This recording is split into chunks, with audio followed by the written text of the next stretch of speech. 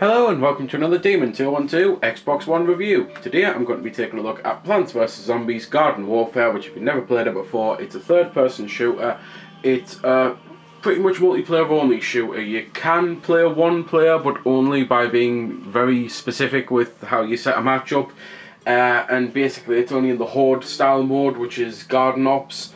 You can also play local split screen, however it's only two-player on the same console, and then a third player can join in on the iPad or Android or you know, anything that can have the smart glass app basically. And they play as Crazy Dave in what's called boss mode, and it becomes more of a tower defense thing. You get a top-down bird's eye view of the map and you collect the suns just like you did on Plants vs Zombies, and you can plant airstrikes or health stuff, and you can monitor how your team's doing and that. And it's an okay mode, but I'll be honest, every single time I've played as it, the airstrikes haven't even killed a single person, and I'm sitting there going, even if I was doing really badly with a character that I'm trying to level up, then I'd still probably be getting more points than playing as Crazy Dave.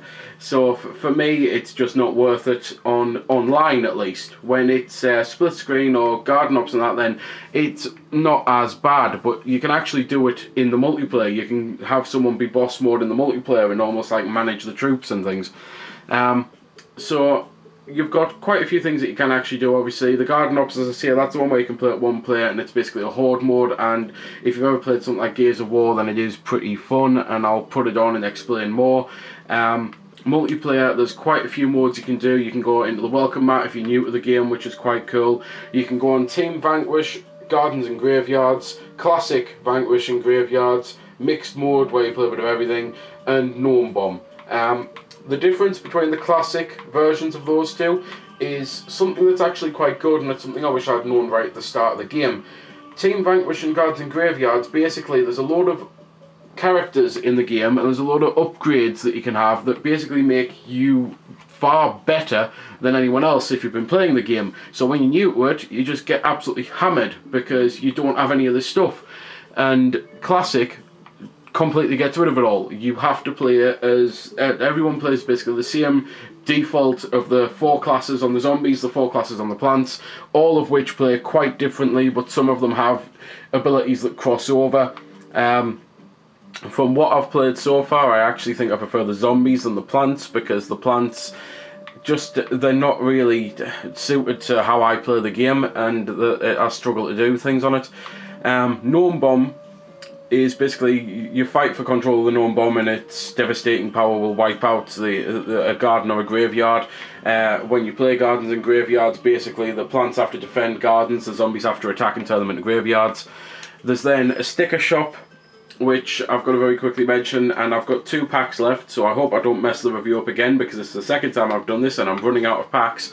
Basically, you earn coins through playing the game, but you can also buy coins using real money, and it's things like 200,000 coins is $7.99, and that would get you 5 of those spectacular character packs, which basically give you one of the characters. Considering how many characters there are at the time of reviewing this, and by the time you may be watching it, there could be another 20 characters added, because they just keep adding stuff free.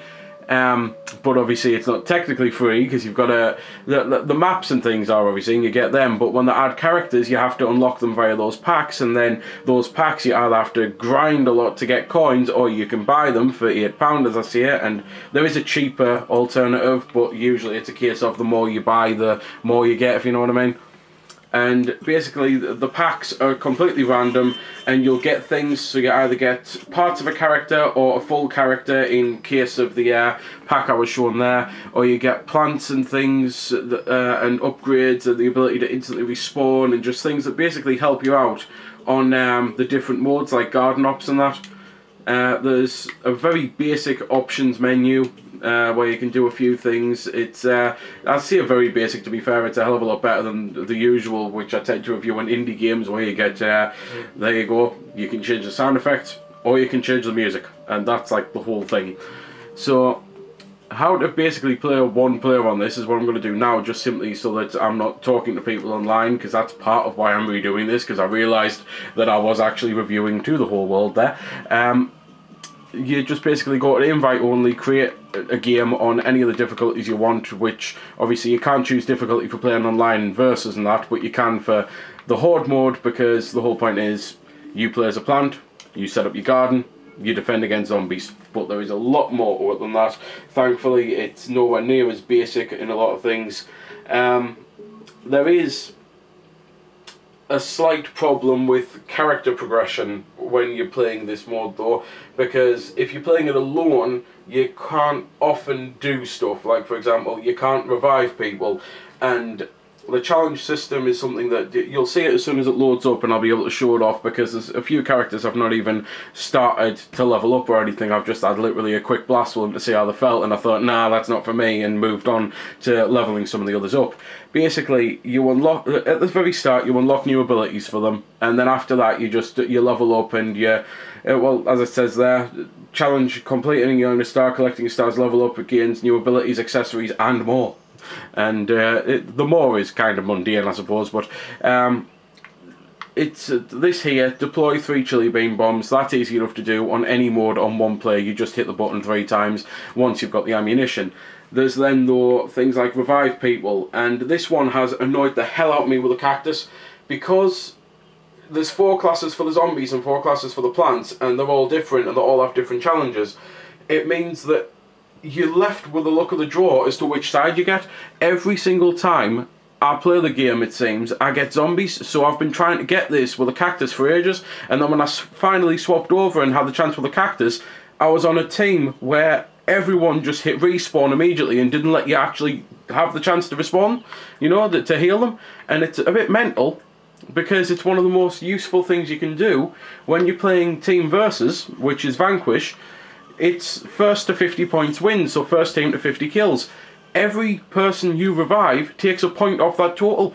The game suits itself to teamwork. You're supposed to go around and help each other and revive, and basically you've got a better chance of winning the game if you actually play as a team. And in principle, I thought that's going to be great, it's going to work amazing.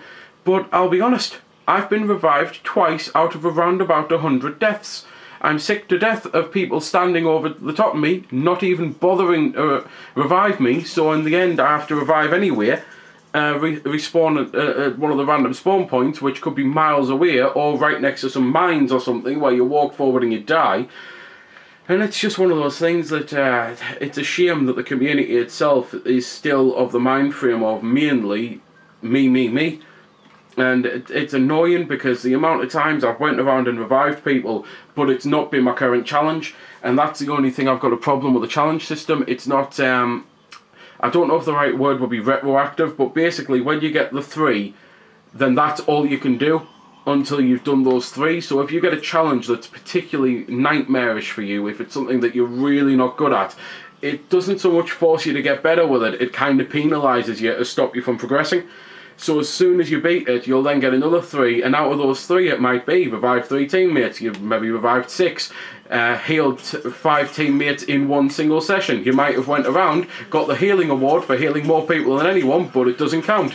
You know, it's just things like that. It would be nice, and it would make the progression feel a lot better and a lot fairer if when you were playing online, as soon as you completed a tier, it looked at what you've been doing in the past few games and tracked that. So you might spend 4 or 5 games in a row not going up a single level, but then in one game you might finally complete the challenge that's really hard, and you'd go up 3 or 4 levels.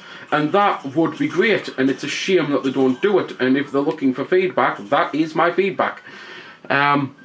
As you might have guessed, the horde mode, as I say, people come at you and you earn coins for killing enemies and you earn coins for getting critical hits, and it's the same online. Basically you earn coins for pretty much anything you do, and actually online versus and that is one of the best things you can do, because you get a bonus of 2,000 coins just for completing the game, and you get a higher bonus if you win, if your team wins obviously.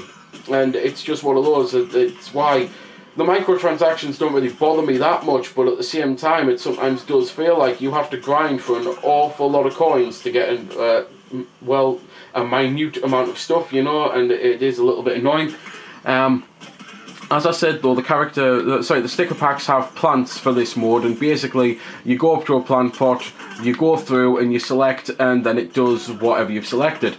However, they're not infinite, and that's why you need to buy the sticker packs, and that's why they're trying to get you to buy the coins with the microtransactions. While it adds a great layer of strategy, because you might be on a wave and you're thinking, oh, I should be able to do this, I don't want to waste any of my plants, and then you might die, and then that's it, your team might end up losing. You know, it's one of those that at the same time you might then waste plants by putting them in too early. As I say, there's also self-revives, but as I'm on my own, it will be a waste, because it seems whenever you die on one player, that's it, you lose. So the timer's going to run down. You can see how much health I've got left on the garden, but it doesn't let me respawn. So that's it, I've lost and I have to start another game. It's why it's suited to playing with friends, and it's why I'm gutted I've got it on the Xbox One, because the day I bought it, it was announced for the PS4. I've got a lot more people I play with on the PS4. I've got no one I can really play with on this. Split screen is the best option I can do, unfortunately. And I say unfortunately because there's only 2 of you, obviously, whereas online you can play with 4 of you on it in a proper horde mode. And it's just a little bit of a shame, but that's my own personal circumstances.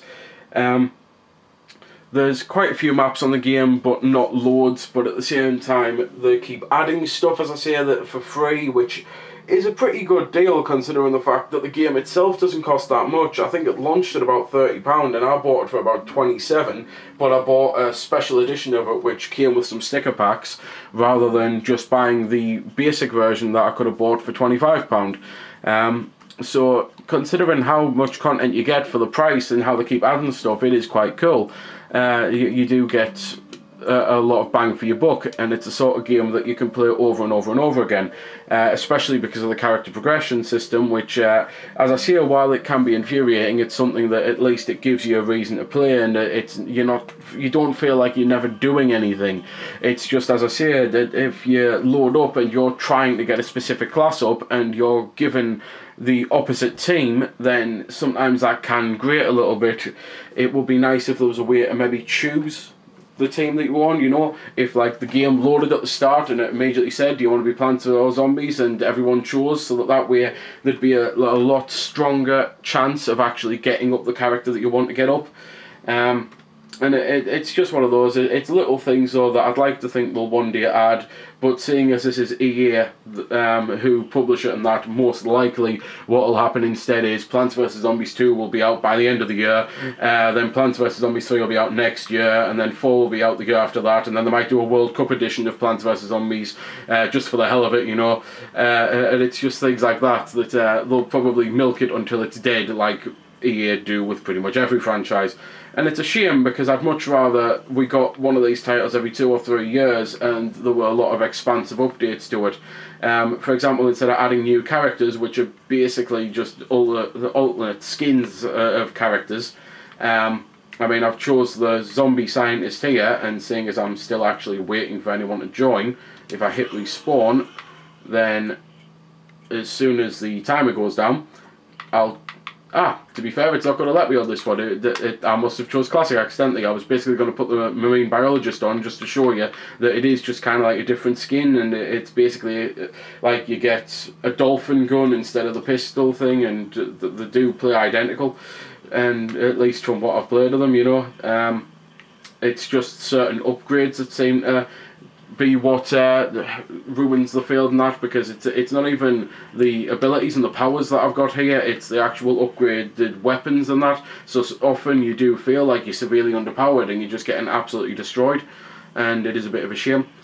But yeah, I don't really think there's much else I can say about the game, which is probably just as well, because I'm clearly not finding anyone at all to play with at the moment. So I suppose I'll very quickly mention a few things that I haven't really done. Graphically, it looks great. It's very cartoony and colourful, and it looks exactly how you kind of want it to look in the realms of Plants vs Zombies, but in 3D. And it sounds great. It's got all the great sound effects and the great music from Plants vs Zombies, and it's got more than enough variety in the modes and that, and the fact that I could play it all day and not really feel like I've wasted any time because I'm too busy trying to get up certain characters and things. It does add a lot of replayability to it, you know. It's just, as I say, a shame there's a couple problems with it that could be fixed. But until Plants vs Zombies Garden Warfare 2, I think this is probably the last you'll be hearing of me on this subject. So there we go then. That's been the review. I hope you found it helpful.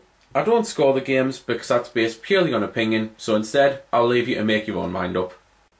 So thanks for watching, and if you've got any questions about the game that I didn't answer in the vid or that hasn't been answered in the comments, then feel free to ask and I'll help if I can. Also, if you did find it helpful, don't forget to check out my channel because there's plenty more like this up there, and don't forget to subscribe because there'll be plenty more to come as well. So until next time, this has been Demon212, signing off.